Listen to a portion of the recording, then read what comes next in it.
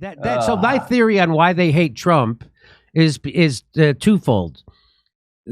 Because they all love Trump, right? My whole life he was invited on every late night talk show. He was on the cover of every magazine.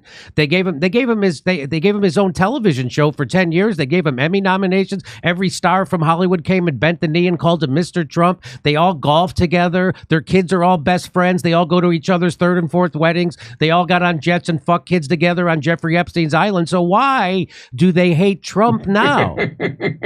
Why? And my theory is they hate Trump now was because he ran on an anti-interventionist platform and won, and then actually was an anti-interventionist. He is the only president of my lifetime didn't start a war.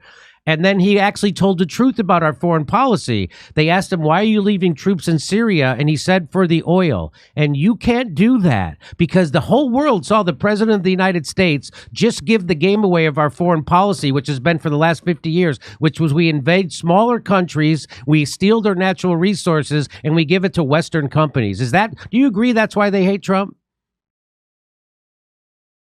There's literally no question about it. I watched it happen. I mean, I knew Bill Kristol well. I worked for him for 5 years in the 90s. And I remember very, very well. It was the winter of 2016. Kristol didn't like Trump, but he didn't hate him. And he was writing about it all the time. And maybe there's a way we can work with Trump. Looks like he's going to be the nominee. And, we can do this. And I don't mean to single out Bill Kristol. He's obviously sort of sad old guy at this point, but he kind of represents the mindset of a lot of people in Washington, particularly in the foreign policy world. So that's exactly where he was until the night of the Republican primary debate in, I think it was Columbia, South Carolina. Yes. It was in Greenville, South Carolina in 2016. And that's the debate at which Trump said to Jeb, like, your brother lied and got us into war. And that war was a disaster, the Iraq War. Well, I'll never forget it as long as I live. And all the morons on TV, political reporting is the easiest kind of reporting, so it tends to draw lower IQ people and much more conventional people. And they're all like, "Oh, that's the end of his campaign." South Carolina has the highest percentage of military veterans of any state, and they're going to hate that. And I remember thinking, I think they'll probably love it. Like the guys whose lives were destroyed by these wars, who didn't see, went on 3 or 4 tours, didn't see their kids get divorced or got injured or killed. Like they know how pointless that was better than anyone else in the country. And of course, that was true. And he won the South Carolina primary. But the takeaway in Washington was this guy must be stopped. That's the red line. I didn't realize it at the time. I had no idea. I had a lot of theories about what the red line was, but I didn't realize that it was criticizing neocon foreign policy because I thought that foreign policy was completely discredited. I mean, I thought people like Liz Cheney or, all the Paul Wolfowitz, all the people who pushed that nonsense, Victoria Nuland, I thought that they were like in exile. I never imagined they would be back to run everything because their track record was just an unbroken chain of disasters that hurt our country. And I'm just way too literal, I guess.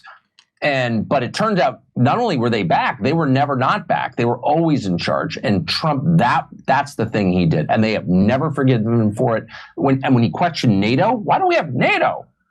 And I thought, man, why do we have NATO? I still don't know the answer. Of course, to cause untold mischief around the world, to degrade our power, drain our treasury, kill people. I mean, NATO is indefensible as currently constituted. But when he said that, then I thought they might assassinate him for saying that. You can't criticize NATO. What if the Soviets invade Germany? It's like so demented. With cheap gas. What if they... with cheap gas and pretty women. Woo!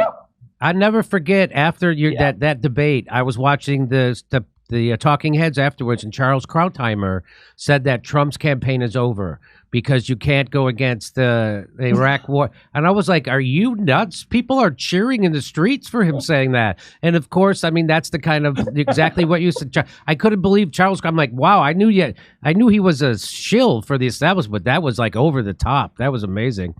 So now, but they all believed it. That was the thing. It was so bad. Yeah. David Frum still goes on Bill Maher and gets quoted by Sam Harris. David Frum. So let me. Are you serious? Yeah. Yes. So let me, Bill He Maher gets quoted. Sam Harris. Yeah, we played a clip of it. Bill Maher just the other night on Trump his, violated norms, Tucker. there's international norms, Trucker. You can't violate the norms. And and Bill Maher still is under the impression that Ukraine has only lost 70,000 soldiers. Average age 43. They only had 70,000 young men in the whole country. That's it. And they're gone. So they've lost hundreds of thousands.